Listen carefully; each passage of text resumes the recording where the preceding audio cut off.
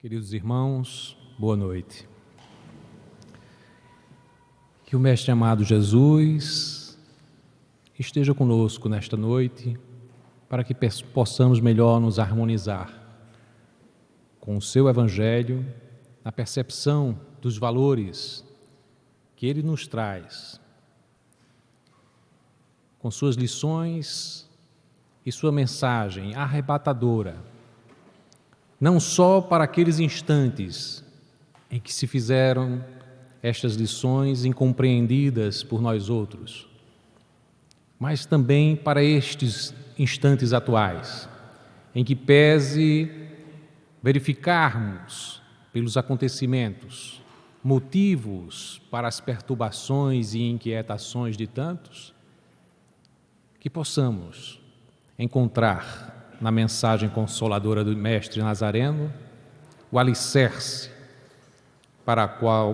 sobre o qual possamos erigir a nossa construção espiritual que nos eleve em direção da sua luz divina.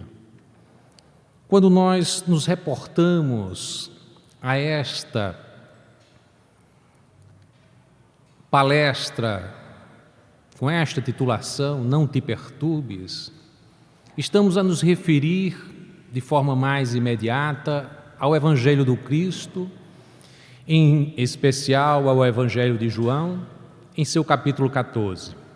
É um capítulo, todo ele, um dos que eu prefiro em todo o Evangelho, sabendo ser este também o Evangelho de minha predileção. Certamente que vamos encontrar nos demais evangelhos, no Evangelho de Mateus, de Marcos e de Lucas, o relato da experiência do Cristo entre nós. Mas há no Evangelho de João, um Evangelho que é construído exatamente no instante em que o apóstolo, já maduro, né, e já tendo certo de que os outros evangelhos já se faziam presentes, ele nos traz um evangelho todo ele espiritual. É uma mensagem espiritual. Ele não nos traz apenas a passagem do Jesus Nazareno entre nós, com toda a sua importância, mas ele quer fazer uma ligação do Cristo Jesus. E é por isto mesmo que nós temos uma abordagem diferenciada neste Evangelho. Assim é que, ao iniciar o capítulo 14, nós vamos encontrar o Cristo nos falando, melhor dizendo, falando aos seus apóstolos: não se perturbe o vosso coração, crede em Deus e crede também em mim. Na casa de meu Pai há muitas moradas. Se não fosse assim, não teria dito que vou preparar um lugar para vós. E se eu for e preparar lugar para vós, venho novamente e vos tomarei para mim mesmo, a fim de onde eu estiver, vós estejais também. É uma construção, toda ela expressa através do Cristo. Não é o Jesus Nazareno, filho de José e de Maria, o carpinteiro, com todas as suas realizações, mas aquela personalidade Jesus não era ele a nos falar. Quem estava falando era o Espírito Crístico. Ele estava falando com a autoridade de uma ligação e de uma maturidade que lhe permitia esta ligação com o Pai, e dizia de tal forma a nos informar que nos aquietássemos, porque a despeito de todas as inquietações, haveria uma morada no vasto reino do Pai que ele estava preparando para os seus seguidores. É uma mensagem consoladora e forte, mas só pode ser dita por alguém que tem a autoridade que o Cristo Jesus possuía para nos afirmar com essa majestade de que ele haveria de preparar para nós. E ainda afirma de forma mais categórica: crede em Deus e crede também em mim. E se eu for e vos preparar um lugar para vós, venho novamente e vos tomarei para mim.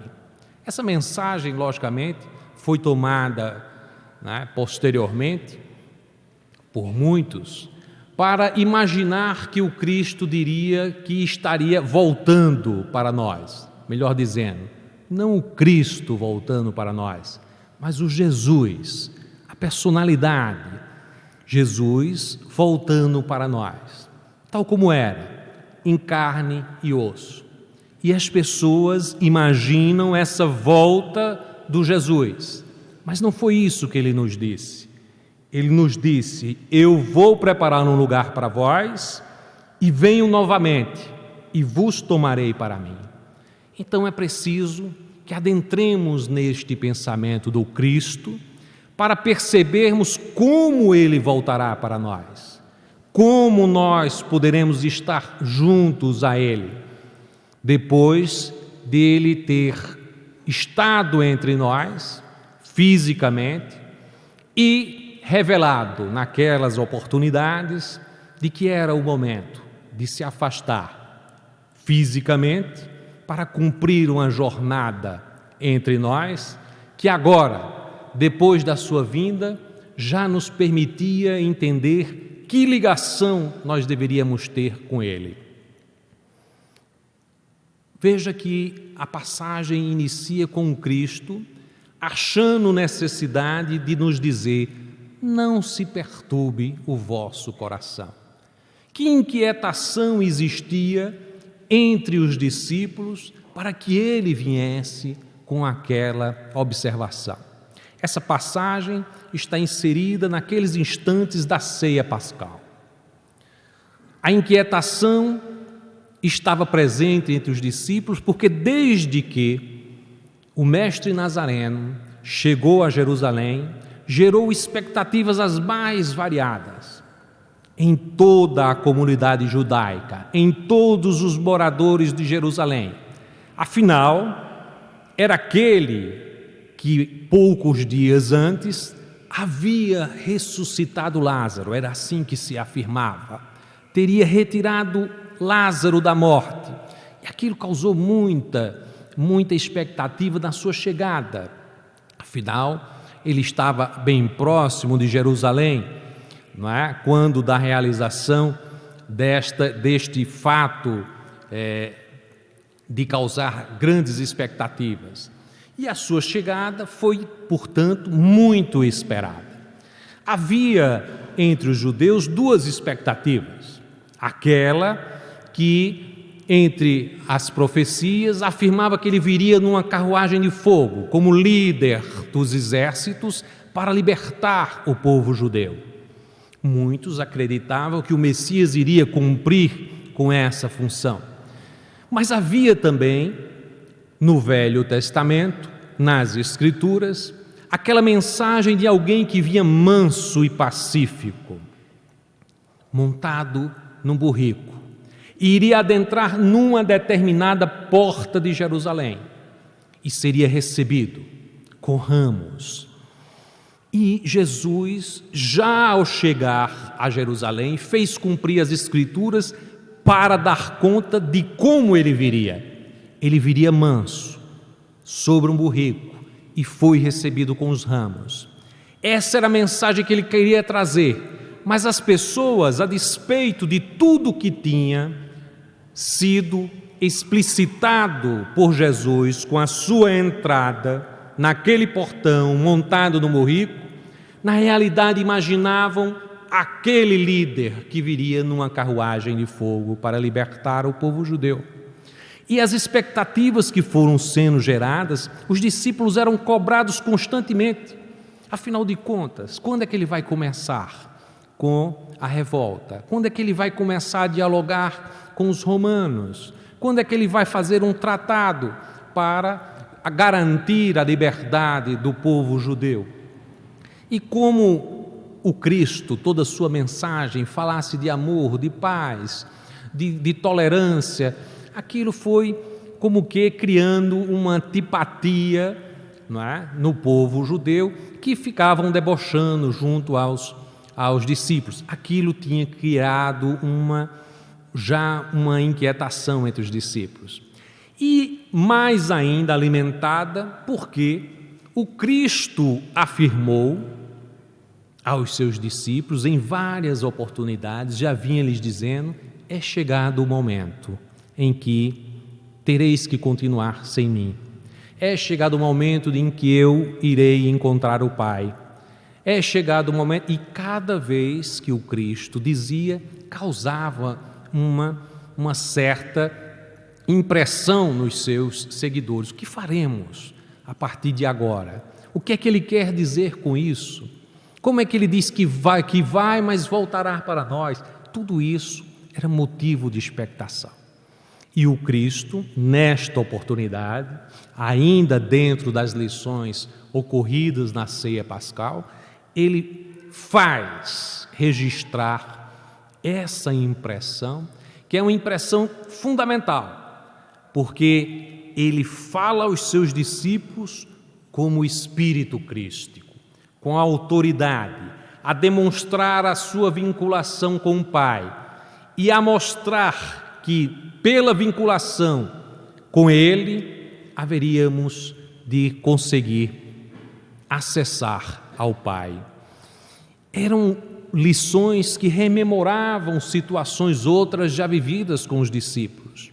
Ele fazia questão, neste instante, de dar a sua lição final sobre o eu profundo, sobre o significado da vida em nós. É por isso que este capítulo em especial é tão significativo para que entendamos a mensagem do Cristo para nós. Ele nos falava ao Espírito que somos. Ele nos dizia de para onde iríamos, afinal de contas, todos nós.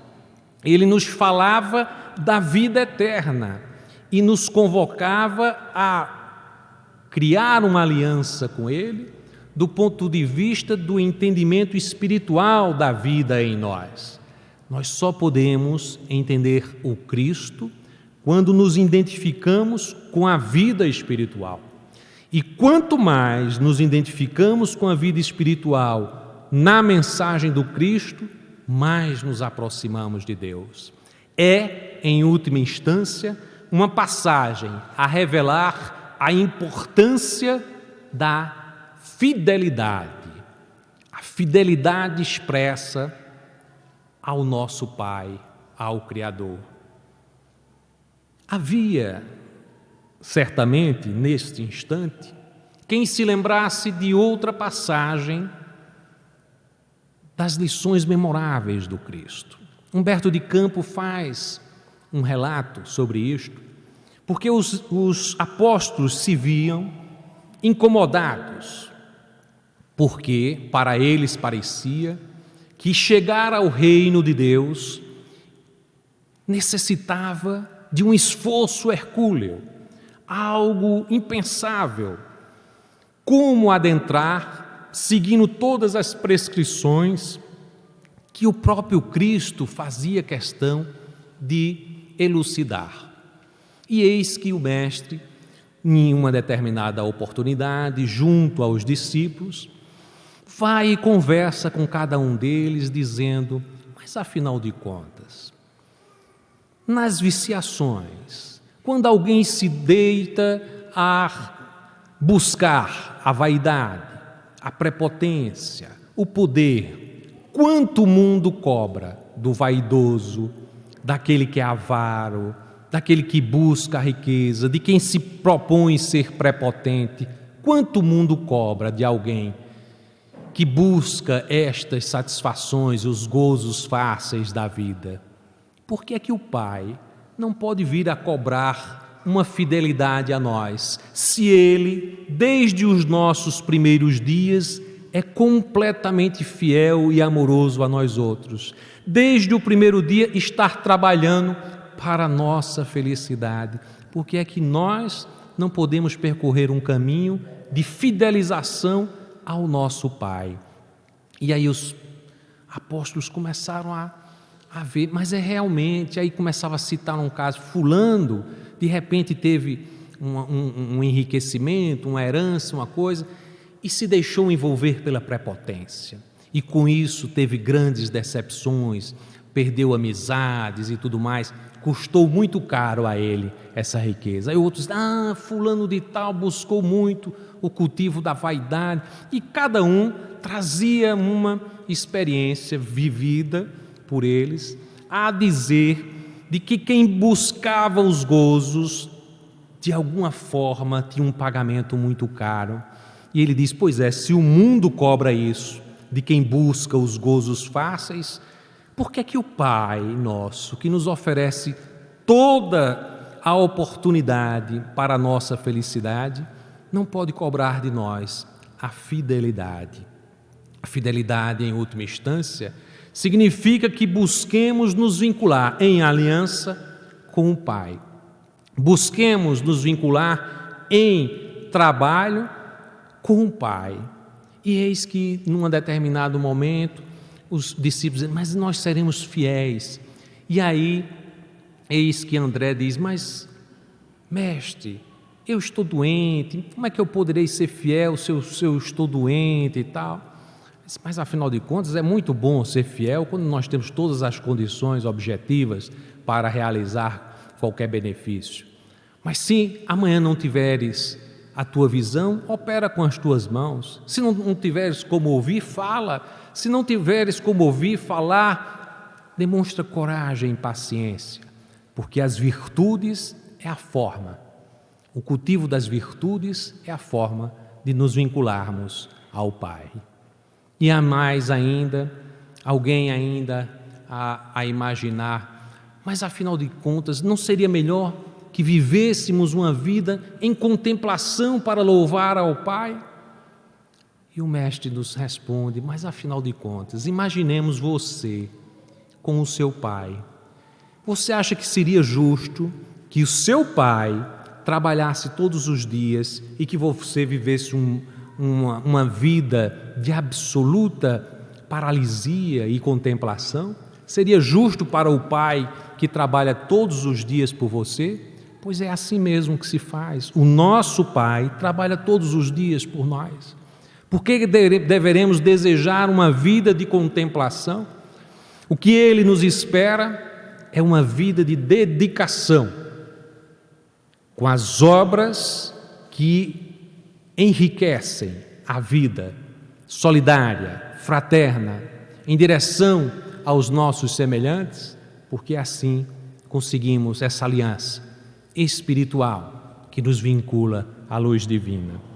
Estes ensinamentos do Cristo nos revelam a importância da fidelidade ao Pai, porque afinal de contas, assim como hoje, estamos vivendo um mundo em que muitos eventos conspiram contra a nossa paz, as inquietações, há mesmo uma visão pessimista, se não do mundo, pelas ocorrências relacionadas a atos terroristas, a violências verificadas na Ásia, no Oriente Médio, na própria Europa, e ficamos como que, mas afinal de contas, o que está acontecendo no mundo? Mas também aqui no Brasil, depois de um momento em que as pessoas estavam muito otimistas em relação ao país, passamos a viver um mundo completamente contrário, onde somos completamente pessimistas diante do que ocorre, considerando que há corrupção por todas as partes, considerando que há violência em todas as partes, e se não bastasse isso, está faltando água. Então, são ocorrências que conspiram contra a nossa paciência, que nos intranquilizam, que nos faz entender de que há algo muito errado, e na expectativa de que amanhã será pior do que hoje. Lembremo-nos das palavras do Cristo. Não te perturbes, não se perturbem o vosso coração, porque afinal de contas, somos todos filhos de um Pai amoroso, que trabalha por nós e cuja única exigência é desta fidelidade que se faz na aliança, na percepção de que estamos trabalhando, cada um de nós, pelo bem, nos vinculando a um projeto que caminha sempre adiante, que caminha sempre na direção da evolução de nós, cada um individualmente, e da sociedade como um todo. Vivemos um momento de transição. Sempre que temos uma transição, como na nossa própria vida, o momento da adolescência é um momento de grandes inquietações. O início da juventude, de grandes inquietações. Nem por isso é menos bela essa etapa da vida. Se pudermos observar a vida com os olhos que o Cristo nos permitiu ensinar a ver o mundo, poderemos ver beleza nessas transformações que estão a ocorrer.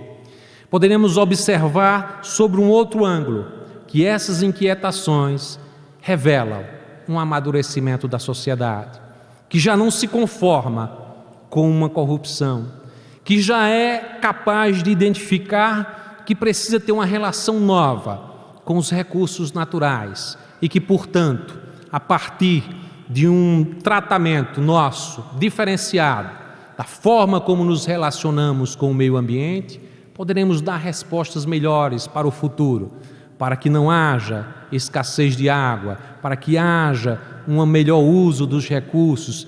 Então é um outro olhar, um outro enfoque. Tende confiança em Deus. Crede em Deus, crede também em mim. Ele nos afirmava há 2000 anos. Eis porque os discípulos que se veem ligados ao Cristo têm dentro de si aquela paz, irradia dentro dele aquela confiança, porque sabe, a despeito de todas as ocorrências que caminhamos no mundo, que evolui e que evoluímos juntos, se prosseguirmos nesta aliança que ele nos convoca a ter com ele e com o Pai.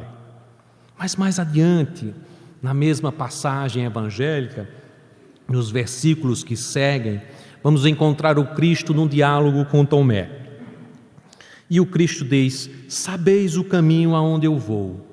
E já quando diz isso, sabeis o caminho aonde eu vou, Tomé vai e lhe pergunta: mas Senhor, não sabemos para onde vais, como podemos saber o caminho?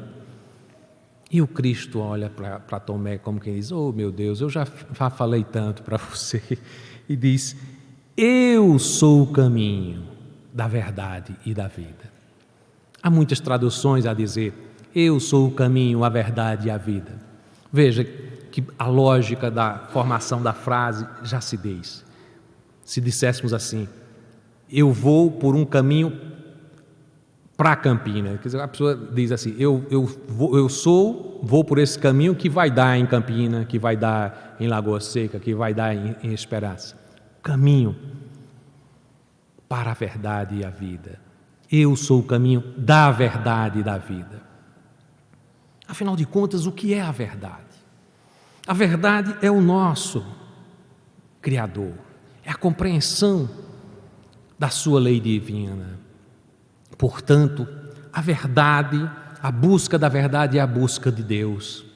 E a busca da vida é a busca do entendimento de que somos vida porque somos espírito. A verdadeira vida é a vida espiritual.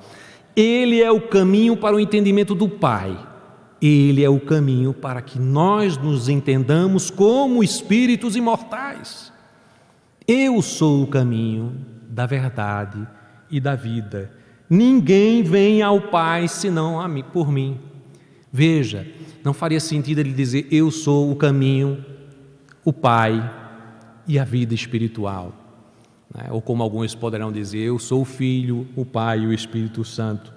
Ele estava dizendo: ninguém vem ao Pai senão por mim. Olha que força nesta mensagem do Cristo. Ele não disse: ninguém vai ao Pai senão por mim. Ele disse: ninguém vem ao Pai senão por mim. Por que o Cristo diz: ninguém vem ao Pai senão por mim? Porque, como ele mesmo afirma, ele está no Pai e o Pai está nele. Há uma identificação. Ele se entregou completamente ao Pai. Portanto, se vem a Ele, vem ao Pai. Então, vem ao Pai por mim, porque eu já estou numa identificação com o Pai profunda. Olha que autoridade. Não é o personagem Jesus, o carpinteiro, é o Cristo falando aos nossos espíritos. Não é o Cristo falando a Érico, a Paulo, a João, é o Cristo falando aos espíritos imortais que o entendiam como espírito crístico. Se me conheceis, ele diz, conhecereis também ao meu Pai. E ainda afirmava, olha que autoridade, desde agora o conheceis e o contemplai. É uma autoridade fantástica, alguém que já se mostra completamente integrado com o Criador e, portanto, tem condição de dizer, desde agora, neste instante, estás a me contemplar. E ao me contemplar, ao contemplar a mensagem que eu trago, as lições que eu trago, o que eu faço são as obras do Pai. E Tomé, que não estava entendendo ser ele o caminho, o pergunta desta forma, mas eu não sei para onde vais, como saber qual o caminho? Eu sou o caminho. Há muitos de nós sem compreender exatamente o caminho. Novamente, numa ilustração de Humberto de Campos, vamos encontrar uma passagem muito interessante em que Humberto conta sobre o escravo filósofo Epícteto. E, como sabemos, Roma, em dominando a Grécia, trouxe muitos daqueles filósofos como escravos e ficavam como professores daquelas famílias mais abastadas. Então Epícteto era um desses filósofos. E ele é visitado por um outro escravo grego que foi libertado, Lisandro. E ele vinha dizer, você não exulta por mim, porque agora eu estou livre e eu vou em direção a Roma. Eles estavam nas cercanias de Roma, mas não moravam em Roma. E disse, eu vou a Roma, e lá eu quero conhecer aqueles palácios, a glória de Roma, eu vou ao circo, eu vou ver tudo o que há de maravilhoso naquele ambiente, culturalmente rico, né, com aquelas edificações maravilhosas e tal. E Epícteto disse, mas afinal de contas, isto é importante para ti? Lógico, vai ser uma viagem maravilhosa.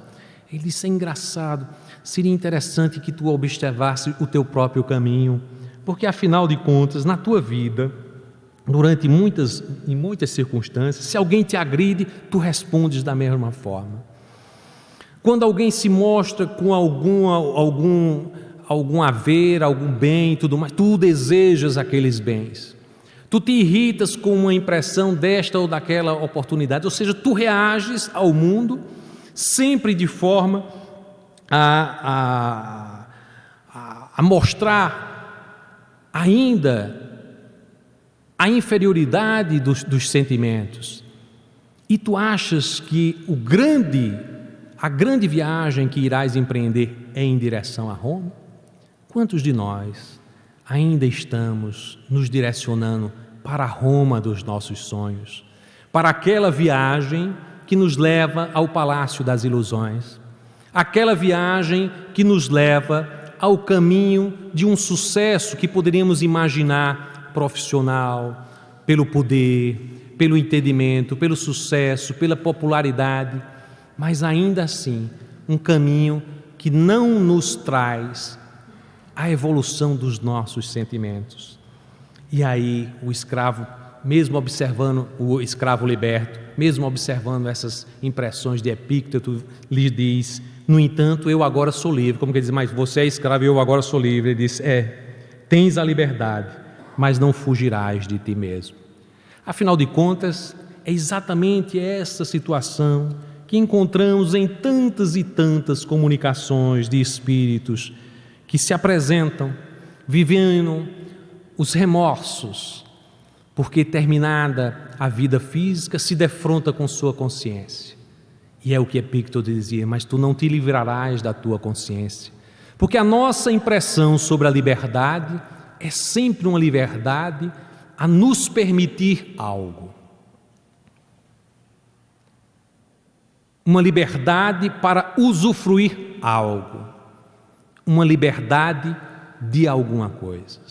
A nossa noção de liberdade é sempre uma visão de libertação de um determinado cativeiro mental nosso, porque nós nos imaginamos sempre, e isso nós trazemos de outras existências, certamente, porque em alguma existência nós fomos escravos, em alguma existência nós encontramos pessoas que nos colocaram em situação de opressão. Então temos dentro de nós um valor na liberdade. Eu quero me tornar livre disso. Por exemplo, passamos por situação de termos ditadura. Então, nos livrarmos de uma situação de opressão é sempre algo interessante aos nossos olhos, porque nos vemos livre de algo que é humano, de um poder que é humano. Mas a liberdade que o Cristo nos trazia, a lição, é uma liberdade completamente diferente, porque é uma liberdade construída pela submissão. A ideia de submissão é sempre uma ideia negativa na nossa vida. Nos submetermos, a gente não quer, eu quero ser livre. É como o escravo dizia, eu quero ser livre. E nessa liberdade, como ele exerceu, ele se tornou cada vez mais escravo da carne, do mundo, dos desejos da carne. Mas aquele outro, que era escravo e que tinha uma compreensão que o caminho era um caminho de reconstrução de si mesmo, de incorporação de valores, esse se tornou completamente livre, porque identificou que é na submissão da verdade, da justiça divina, que nós construímos a plena liberdade. Afinal de contas, de que queremos ser livres? Queremos ser livres para empreender a nossa viagem a Roma fantasiosa? Ou queremos ser livres das injunções da carne para sermos plenos espiritualmente e nos aproximarmos da luz?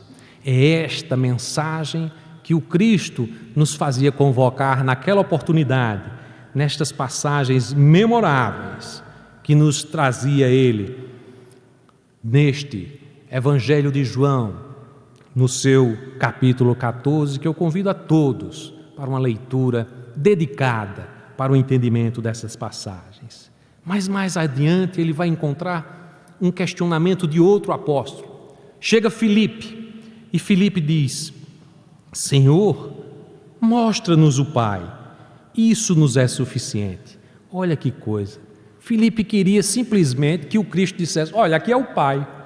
Como é que Filipe imaginava que o Cristo mostraria o Pai a ele? Talvez em carne e osso, porque desde há muito tempo imaginamos Deus à nossa semelhança, né? À nossa feição. Nós sempre imaginamos Deus como se fôssemos nós, não é verdade?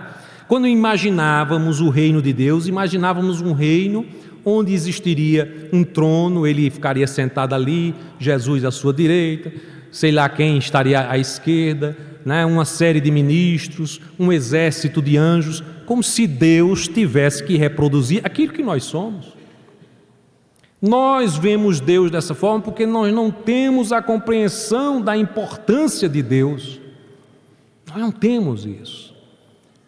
Não temos nem sequer uma ideia tênue do que seja Deus.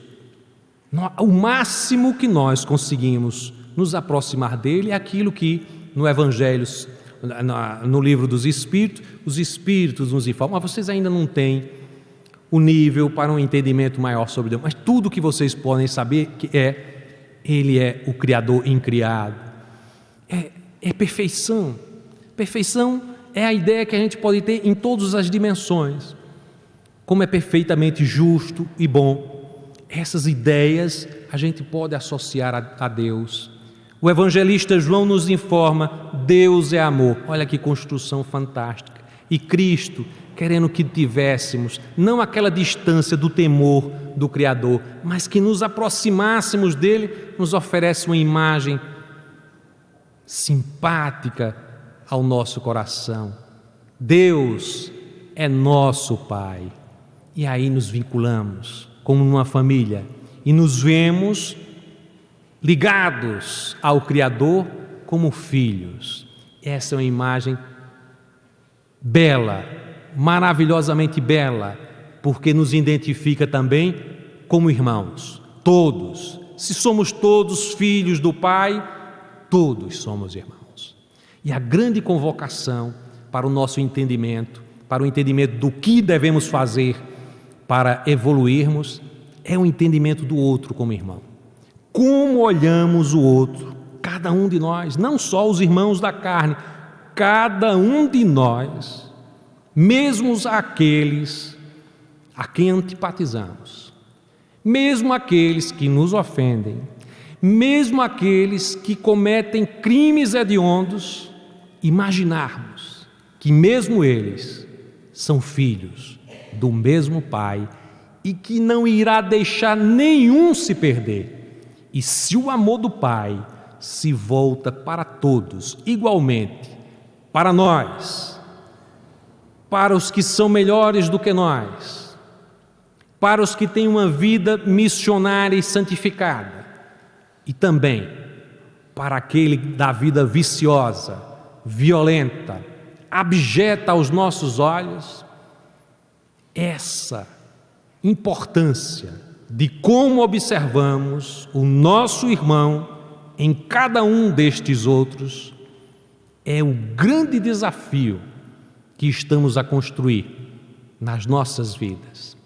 E tanto não entendemos isso até hoje, passados 2000 anos da presença do Cristo entre nós, é o motivo principal de estarmos ainda aqui, neste aprendizado, porque poderíamos já ter dado saltos maiores, se há 2000 anos tivéssemos a compreensão dessa mensagem arrebatadora que nos informa: amai ao teu próximo como a ti mesmo, num esforço elucidativo de que a evolução passa por amar profundamente a nós mesmos. É um esforço de buscar evoluir, identificando aquelas sombras de nossas almas, irmos purificando aquilo que ainda carregamos de viciações, de erros, elaborando as virtudes para a compreensão do amor. Quanto mais nos amamos, porque nos identificamos, somos criações divinas. É o que o Cristo nos dizia: fidelidade a Deus, aliança com Deus. Eu sou o caminho. E o que é que fazemos? Quantas vezes, não vamos exagerar, uma semana, quantas vezes em um mês nós abrimos um evangelho buscando Cristo? Quantas vezes nós buscamos amparar um nosso semelhante? Não aquele semelhante que parece muito com a gente, né? Nosso filho, nosso irmão, nosso pai. O semelhante que não parece com a gente, que aos nossos olhos, inclusive, pode provocar até uma situação desagradável. Mas nós procuramos este nosso semelhante e vamos em busca dele para atender às suas necessidades. Quantas vezes? Esta é a convocação que o Cristo nos fez há 2000 anos, nós não entendermos. E ele dizia: amém, amém, vos digo, aquele que crê em mim, as obras que eu faço, ele também fará, e fará maiores que estas, porque eu vou para o Pai, e o que pedirdes em meu nome, isso farei, a fim de que o Pai seja glorificado no Filho. Se me pedirdes algo em meu nome, eu farei. E tem gente que fica pedindo: eu quero um carro, eu quero um emprego, eu quero isso, eu quero aquilo, e quando consegue ainda chega e diz para dizer para o outro: ó, Cristo é meu amigo, meu chapa, diz assim: foi Cristo que me deu. Bota logo um adesivo, tamanho do mundo, no carro onde tem, né? Para dizer: olha, eu e o Cristo somos assim, não chega perto, que ele é meu. Nós queremos um Cristo para os nossos gostos, para a satisfação das nossas necessidades, mas Ele nos informou: tudo aquilo que me pedeis.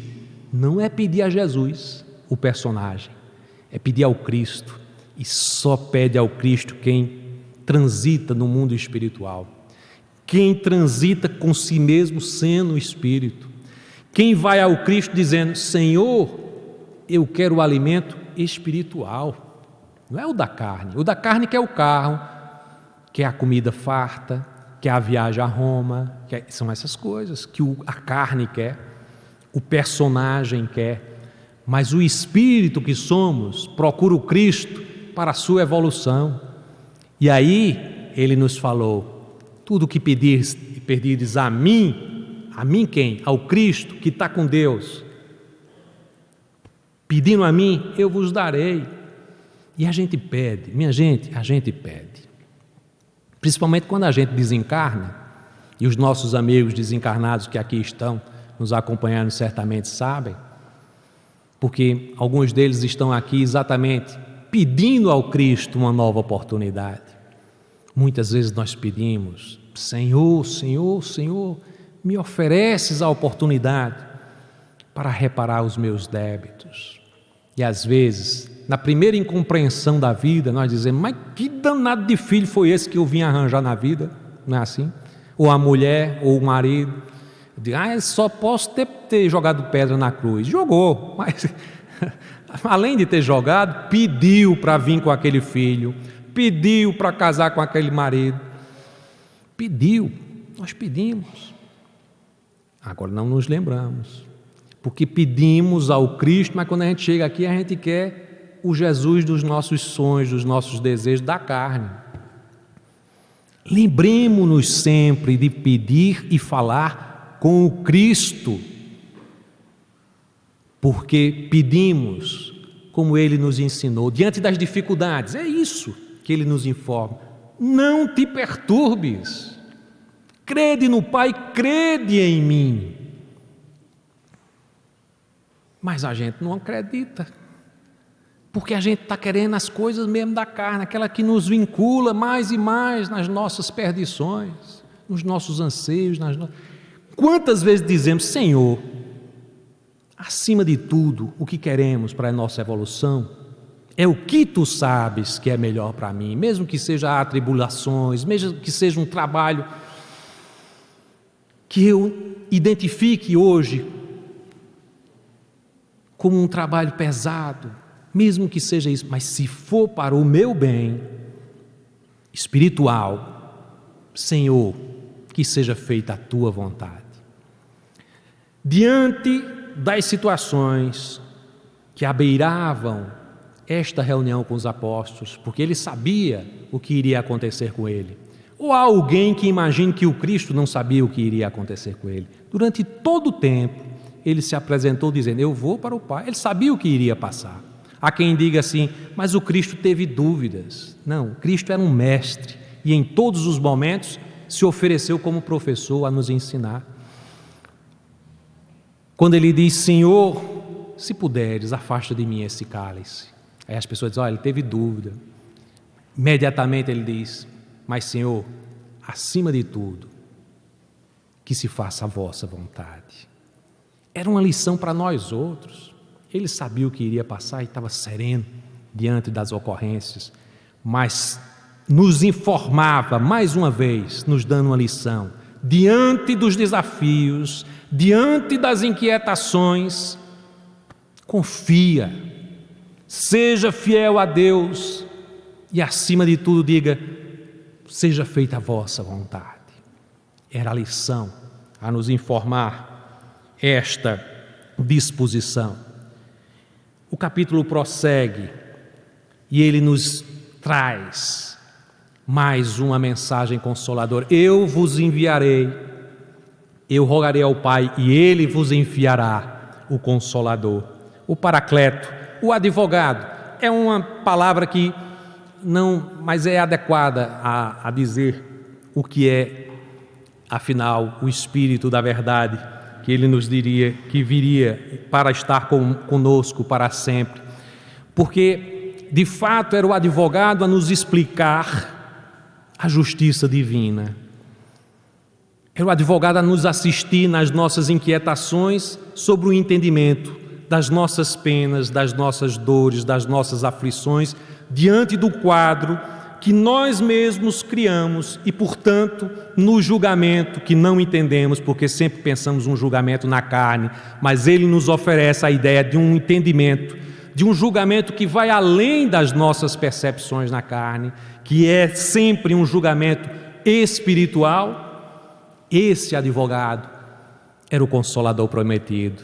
E é exatamente com a doutrina espírita que temos uma compreensão da nossa vida plena, repleta, com os conhecimentos que o Cristo nos trouxe há 2000 anos, mas que apenas alguns poucos puderam reter a preciosidade, a riqueza daquela mensagem, porque fomos resistentes.